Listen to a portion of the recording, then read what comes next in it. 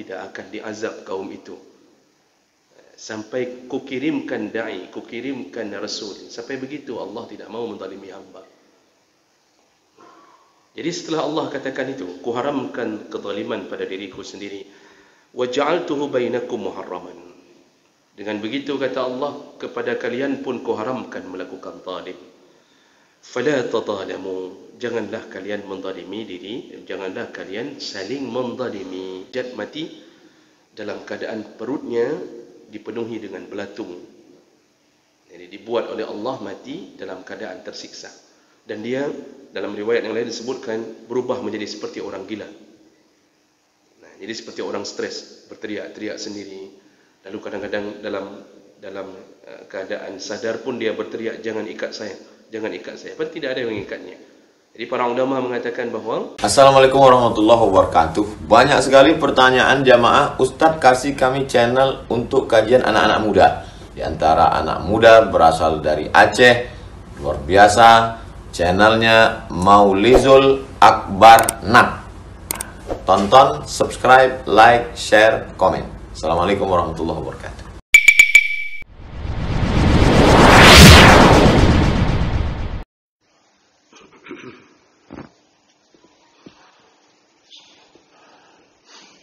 Assalamualaikum warahmatullahi wabarakatuh.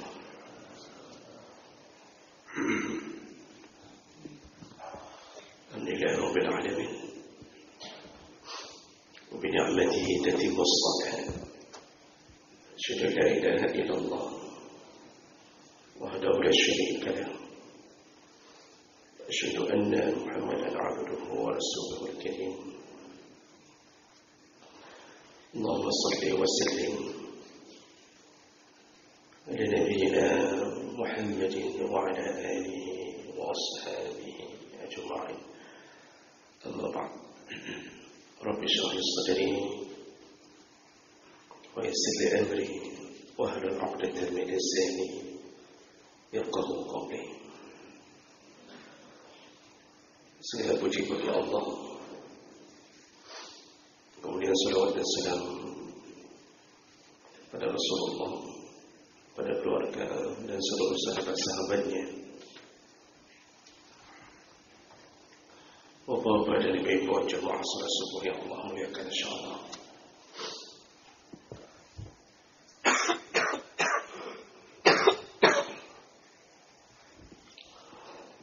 Di pertemuan yang lalu kita sudah membahas di antara salah satu dosa besar yaitu pemimpin yang diberikan amanah oleh Allah lalu membiarkan kemiskinan terjadi di depan matanya dan tidak membuka pintu bagi orang-orang atau bagi rakyatnya yang fakir dan miskin untuk melaporkan hajat mereka. Jadi tidak peduli dengan keadaan rakyatnya yang miskin terutama, dan itu akan menyebabkan kemurkaan Allah. Dan sebagaimana mereka meremehkan urusan itu, maka Allah pun menutup pintu surganya untuk mereka. Kita lanjutkan masih pembicaraan seputar imamah, yaitu seputar kepemimpinan. Dosa besar berikutnya yaitu dhulmus salatin wal umara wal qudat wa ghairuhum musliman aw zimmiyan binahwi akli mal aw darb aw syatam aw ghair zalik. Yaitu zalimnya para sultan, para umara atau para pemimpin, wal qudat atau para hakim, dan zalim mereka ditujukan kepada kaum muslimin atau zimmi, seperti memakan harta milik orang lain atau memukul orang yang tidak berhak, atau syatam atau mencaci maki mereka atau yang sejenis dengannya. Dan jemaah Allah Subhanahu wa taala, terlalu banyak dalil-dalil yang mengecam dan melaknat kehidupan pemimpin yang melakukan kezaliman. Membiarkan rakyat dalam miskin itu dosa. Ada yang sebahagian terlalu peduli dengan rakyat sehingga over acting, mulailah dia melakukan suatu hukum di atas rakyatnya agar rakyat tidak melawannya. Di saat seperti itu dia bisa melanggar hal-hal yang dilarang oleh syariat. Bisa jadi seorang pemimpin menzalimi rakyat dengan memakan harta mereka.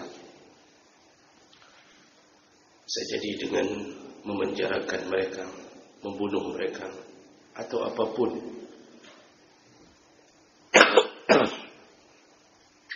Nah, ini disebut dengan kezaliman. Dimulakan Allah Subhanahu wa taala.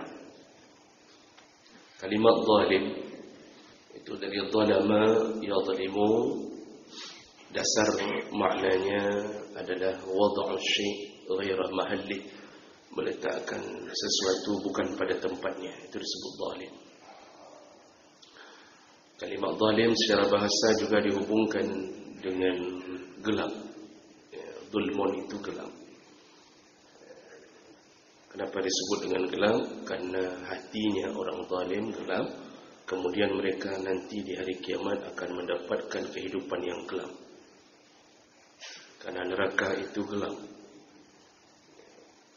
Jadi orang zalim yaitu orang yang menempatkan sesuatu yang tidak dibolehkan oleh syariat atau melakukan sesuatu yang syariat mengharamkannya, mereka melakukannya. Jadi lebih kepada urusan-urusan menyakiti, menghancurkan hidup, mengambil yang bukan hak mereka. Nah, jawab maka Allah Subhanahu wa taala. Banyak sekali ayat-ayat yang menunjukkan kemarahan Allah tentang perilaku zalimnya seorang pemimpin. Allah Subhanahu wa taala menyebutkan dalam surah Ibrahim 42, "Wala yahsabanna Allahu ghafilan amma ya'malu adh-dhalimun." Janganlah seseorang mengira bahwa Allah lalai dari kezaliman, atau jangan kira Allah lalai dari perbuatan orang-orang zalim. Namun innama yuakhiruhum liyaumin tashkhasu fihi al-absar. Allah itu bukan tidak tahu apa yang dilakukan oleh para pemimpin yang zalim, tapi Allah sengaja menunda mereka. Allah biarkan mereka sampai datangnya hari yang mereka akan terbelalak matanya. Jadi mereka akan dibuka mata sampai tidak bisa berkedip melihat dahsyatnya siksa. Itu nasib orang-orang yang zalim. Jadi kezaliman hari ini yang kita fikir kenapa tidak pernah berhenti, itu bukan karena Allah lalai, bukan karena Allah tidak mendengar doa kita. Tapi kadang-kadang Allah biarkan. Pertama, maksud Allah agar terjadinya istidraj, yaitu diulur waktu oleh Allah sampai dihancurkan sehancur-hancurnya. Kemudian juga ada kalanya kita terus dizalimi, mungkin bahkan sampai berakhir nyawa kita dalam kezaliman itu. Bisa jadi kita masuk surga dengan mendapatkan kezaliman dari para pemimpin atau dari siapapun. Dan itu semua adalah kebaikan dari Allah. Karena bisa jadi kita masuk ke dalam kebaikan karena dibuat tidak baik oleh orang lain. Kejawab maka Allah Subhanahu wa taala, berhati-hatilah dengan sifat menzalimi. Nah, kenapa kalimat zalim lebih banyak disematkan kepada para pemimpin? Karena kezaliman mudah terjadi kalau sudah mulai berkuasa. Kalau tidak berkuasa, kezaliman itu susah dilakukan. Karena orang pun berkuasa untuk melawannya. Tapi begitu kuasa sudah di tangan, disitulah kemungkinan besar jebakan syaitan akan timbul sifat zalim.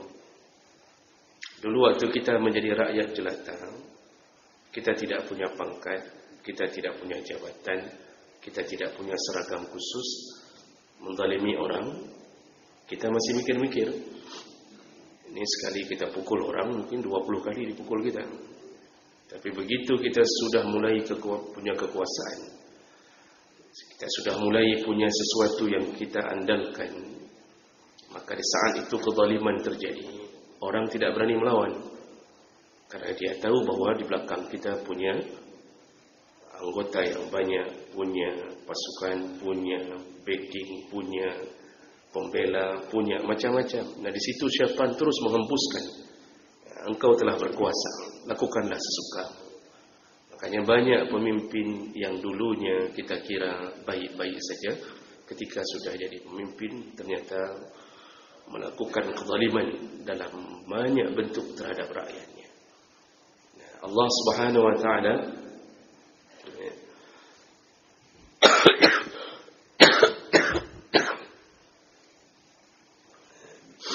itu mengatakan dalam hadis qudsi melalui lisan Rasulullah sallallahu alaihi wasallam, qala Allah tabaraka wa taala, Allah Subhanahu wa taala berkata, ya ibadi, wahai hambaku, kata Allah melalui hadis qudsi, inni haramtu dhulma ala nafsi, aku telah mengharamkan kezaliman pada diriku sendiri, kata Allah. Jadi Allah ingin mengatakan, aku tidak zalim, aku Tuhan kalian, aku tidak zalim, aku yang menciptakan kalian, aku tidak zalim. Dan itu berulang-ulang dikatakan oleh Allah. Sampai Allah mengatakan, wa ma rabbuka bidhallamin lil 'abid. Allah tidak pernah zalim pada hamba. Padahal Allah yang paling berhak untuk menzalimi hamba. Kalau Allah buat zalim pada kita, siapa yang bisa melawan? Kalau Allah menzalimi kita, siapa yang bisa menjadi backing kita untuk melawan Allah? Tidak ada. Allah malikal mulki. Allah itu rajanya di raja. Allah ingin zalimi hamba yang diciptakannya sendiri. Tidak ada satu makhluk pun yang mampu membela sesamanya. Tapi Allah yang maha berkuasa telah bersumpah pada dirinya sendiri bahawa kuharamkan pada diriku melakukan kezaliman pada hamba. Maka hamba tidak pernah dizalimi. Hamba yang berbuat saleh dihitung pahalanya. Tidak pernah dihapus oleh Allah kecuali hamba itu menghapus amal salehnya sendiri. Hamba yang melakukan dosa, maka secukup dosanya saja Allah tulis. Allah tidak naikkan dosanya menjadi 10 kali lipat. Kalau ada orang yang merasa dia dizalimi oleh Allah dengan diberi rasa sakit, maka Allah telah umumkan sakit itu bukan menzalimi, malah menghabiskan atau menggugurkan dosa hamba. Hamba diberikan waktu berulang-ulang, bertahun-tahun, bahkan berpuluh tahun untuk taubat. Tidak taubat juga, Allah masih beri kesempatan taubat. Jadi tidak ada kezaliman pada diri Allah. Allah tidak akan hukum orang-orang yang tidak mengenal Muhammad sama sekali. Tidak kenal Allah, tidak kenal Muhammad. Makanya Allah mengatakan,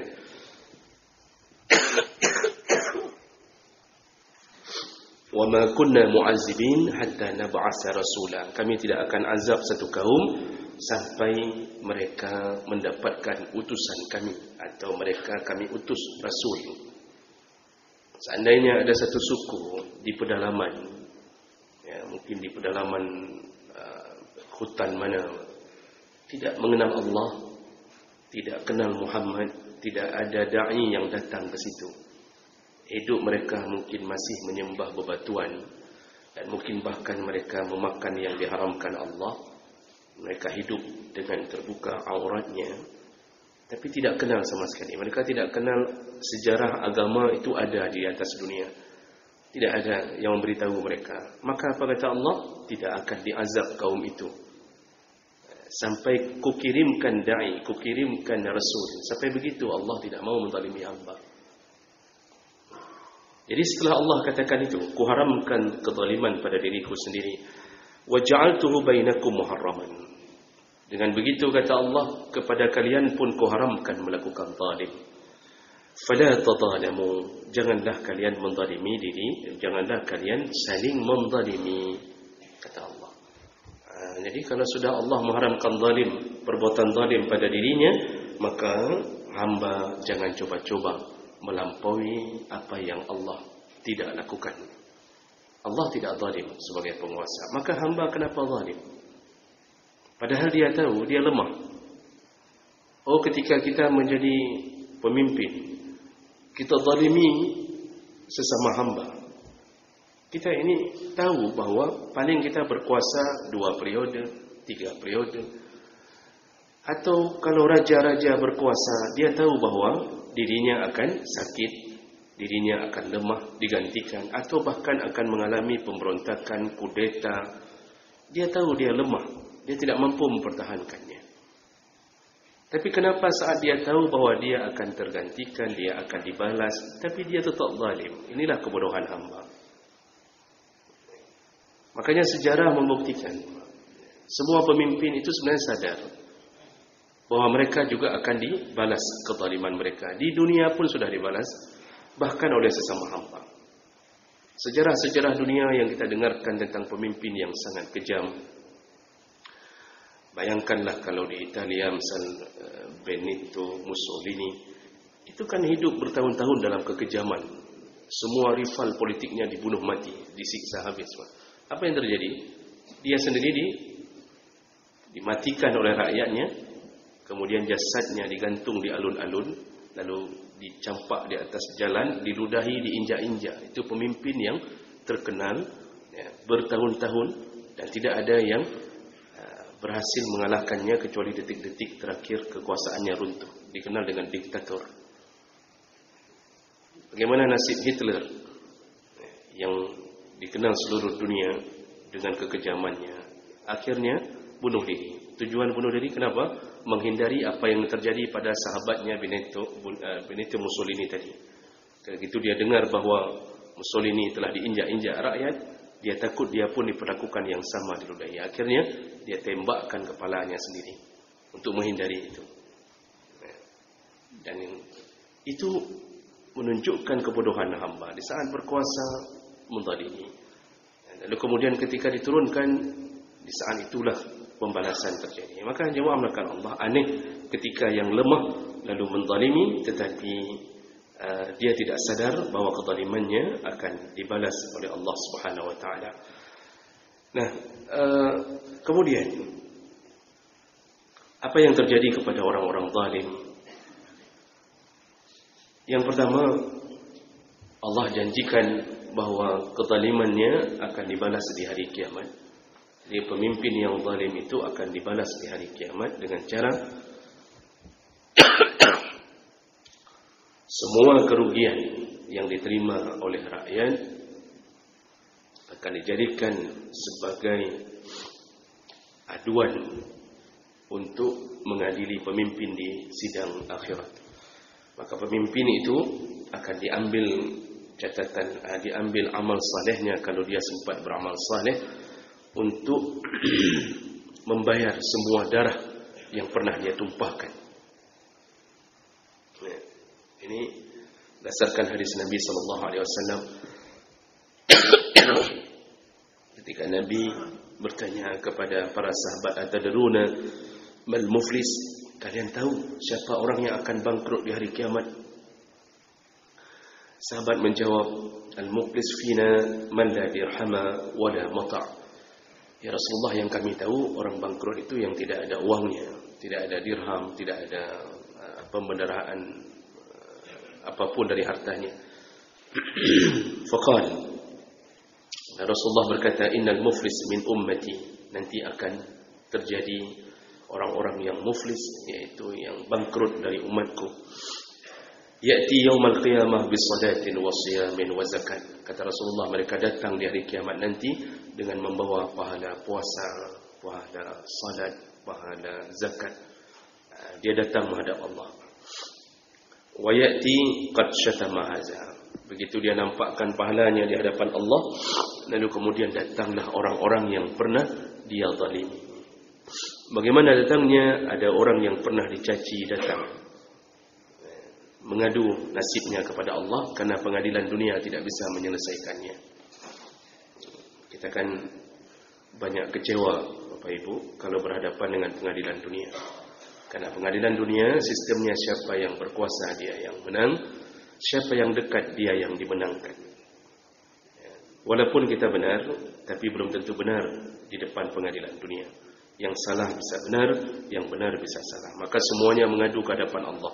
Yang pernah dicaci, wa qazafa haza, yang pernah diqazaf, yaitu pernah difitnah. Difitnah dengan sesuatu yang dia tidak lakukan. Dia tidak lakukan tapi difitnah sampai dipenjarakan atau macam-macam siksa ke atasnya. Wa akala mala hadza, lalu kemudian datanglah orang-orang yang pernah diambil hartanya di dunia tapi tidak dikembalikan. Sudah bekerja, tidak dibayar gajinya, lalu dia akan melapor di hadapan Allah Subhanahu wa taala. Wasafaka dima'a hadza, orang yang pernah membunuh orang lain, menumpahkan darah orang lain. Semua melapor ke Allah. Wa daraba hadza, yang pernah dipukul tanpa sebab yang benar. Semua melapor ke Allah. Lalu kemudian fayu'ta hadza min hasanatihi wa hadza min hasanatihi. Maka disuruh bayar oleh Allah, diambillah amal baiknya, diberikan kepada para korban yang pernah dizalimi. Lalu kemudian fa'in funiyat hasanatuhu, ketika sudah habis kebaikan, enggak cukup untuk membayar kezaliman itu. Lalu kemudian akhasa min khatayahum, diambillah dosa-dosa korban, semua dosa-dosa orang yang mengadu ini diambil oleh Allah. Faturihat alaih summa turiha finnar, maka dicampakkanlah ke dalam catatan amalnya para orang zalim. Jadi pemimpin yang terlalu banyak melukai perasaan rakyat, memakan harta rakyat, pernah membunuh rakyat tanpa sebab yang syar'i, semua mereka akan bernasib menjadi bangkrut di hari kiamat setelah dicampakkan kebaikan mereka kepada korban. Tidak cukup, maka diambil kesalahan korban, dosa-dosanya dicampakkan kepada orang yang zalim sehingga dia berlumur dengan dosa. Faturihat finnar, lalu kemudian barulah orang itu dicampakkan ke neraka. Hadis riwayat Muslim. Itu nasib orang yang suka menzalimi orang di atas dunia. Lalu kemudian Rasulullah sallallahu alaihi wasallam menyebutkan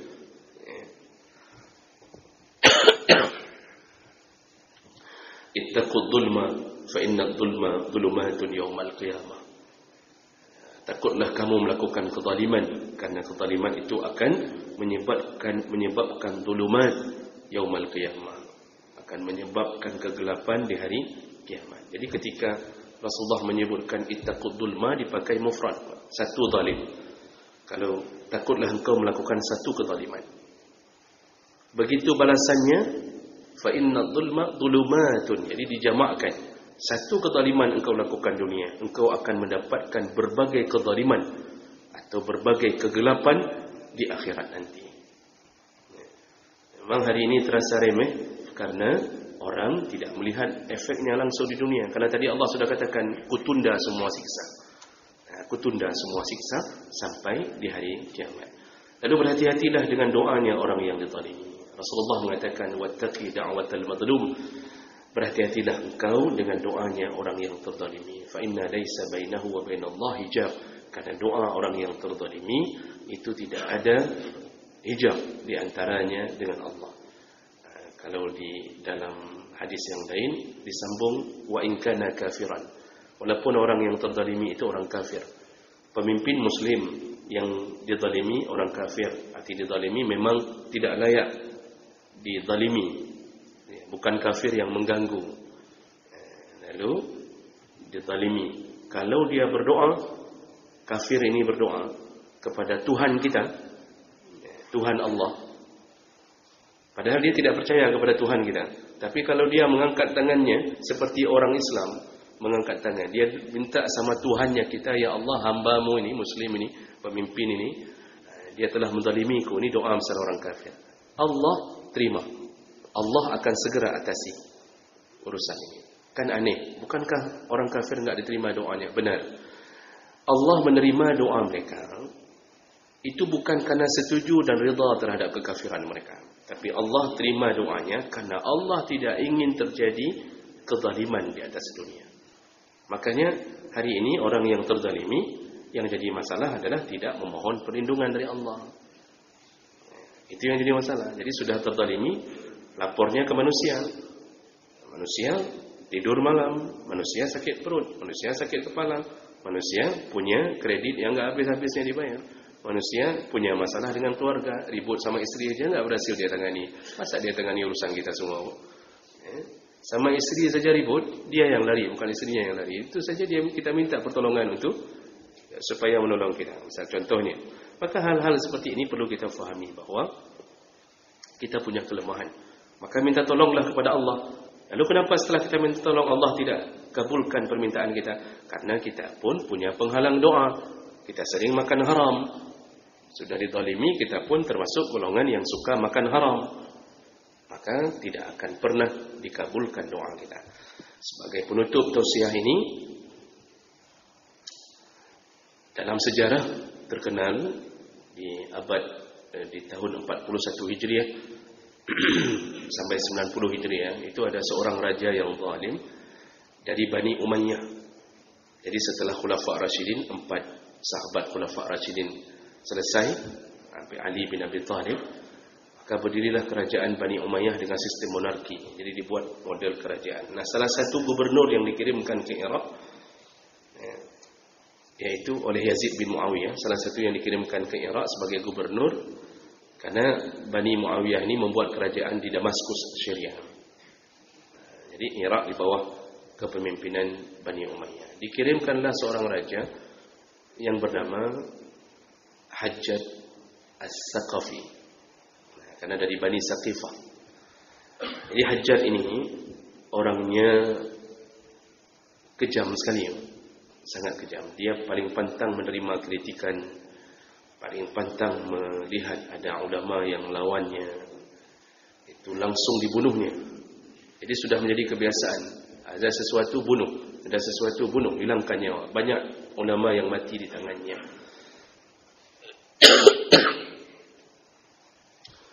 Sampai dalam kitab Al-Bidayah wa Nihayah Ibnu Katsir menyatakan masa itu setiap pagi orang kalau duduk di kedai kopi, bayangkan kalau duduk di kedai kopi. Tapi saya enggak yakin tak ada kedai kopi di sana. Kita bayangkan kalau orang duduk-duduk di kedai kopi, pertanyaannya adalah tadi malam siapa yang dibunuh? Ada tidak tadi malam yang dibunuh? Sudah itu timbul bertanya. Setiap hari ada saja yang dibunuh oleh Hajjaj As-Saqafi. Ada saja yang disiksa, ditangkap.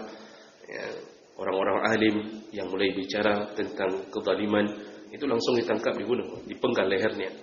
Nah, sampai seorang tabi'in yang sempat mengalami hidup bersama sahabat bernama Sa'id bin Jubair itu ditangkap karena sering membicarakan kezalimannya, kezaliman raja. Ditangkap, lalu kemudian disiksa, dan ketika mau dipenggal kepalanya, Sa'id bin Jubair berdoa kepada Allah, "Ya Allah, jadikanlah aku orang terakhir yang disiksa, dibunuh oleh Hajjaj." Itu doa orang saleh Sa'id bin Jubair.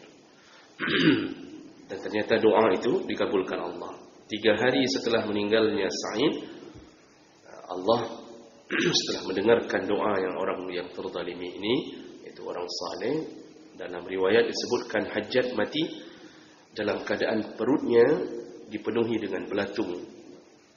Jadi dibuat oleh Allah mati dalam keadaan tersiksa. Dan dia dalam riwayat yang lain disebutkan berubah menjadi seperti orang gila. Nah, jadi seperti orang stres, berteriak-teriak sendiri.